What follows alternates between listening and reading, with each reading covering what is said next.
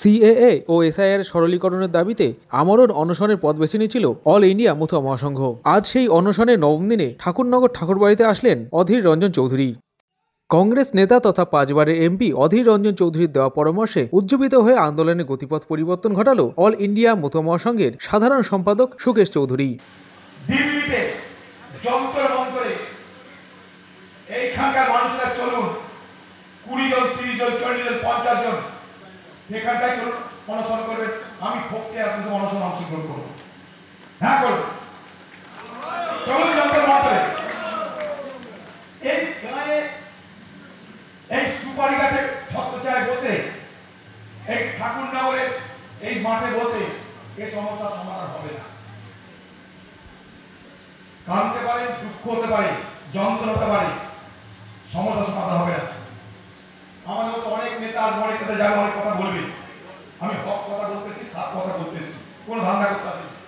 আমি আপনার কাছে বড় কিছু দিতে আসেনি, আমি আপনার সঙ্গে অংশগ্রহণ করবো। আপনারা বলুন, সেই যন্ত্র মাত্র টিএমসিও থাকবে, বিজেপিও থাকবে, সবাই মিলে অনশন করবে, আমিও থাকবো। আপনাদের অধিকার আপনাদেরকে সুপ্রতিষ্ঠিত করতে হবে। অনশনের নবম দিনে এসে মায়ের হাতের ডাবের জল খেয়ে অনশন ভাঙলেন সাধারণ সম্পাদক সুকেশ চৌধুরী। এই মঞ্চে একটু আগে অধীর রঞ্জন চৌধুরী এসেছিলেন। তিনি আন্দোলনের পদ্ধতি সম্পর্কে আমাদের কিছু কথা বলেছেন, যে কথাগুলো ভালো লেগেছে। আন্দোলনটাকে আমরা দিল্লির বুকে সংগঠন করতে চাই। ১ ডিসেম্বর পার্লামেন্ট শুরু হবে, তার আগেই আমরা দিল্লির বুকে আন্দোলন সংগঠিত করব সংগঠনের পক্ষ থেকে, অল ইন্ডিয়া মতুয়া মহাসংঘের পক্ষ থেকে।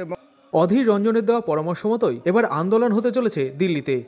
অধীরদা আন্দোলনে যে ধারা পদ্ধতির কথা বলেছেন সেই কথাগুলো ভালো লেগেছে, কারণ দিল্লির বুকে ইস্যুটা যেহেতু পার্লামেন্টের ইস্যু, পার্লামেন্ট চলাকালীন বা তার আগে যদি আমরা দিল্লির বুকে আন্দোলনটা সংগঠিত করতে পারি, তাহলে আমাদের যে প্রত্যাশা সেই প্রত্যাশা পূরণ হবে বা অনেকটা লাঘব হবে বলে আমরা ধারণা করছি।